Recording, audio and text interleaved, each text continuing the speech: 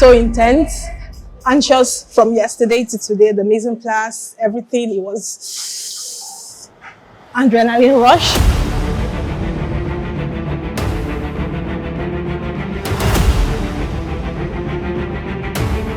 It was actually pretty interesting because we actually had 4 items to do.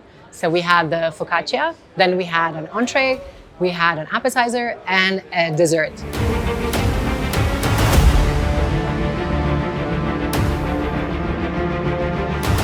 With a lot of pressure, considering the fact that we had to make bread rolls, we had to make a starter, we had to make a main dish, and then the desserts.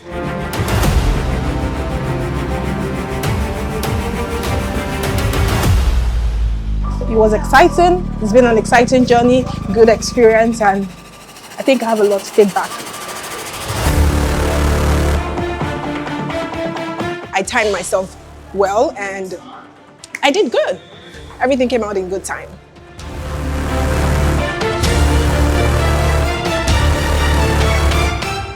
My competitive spirit came out, and I wanted to finish first, which, you know, I guess I made it happen.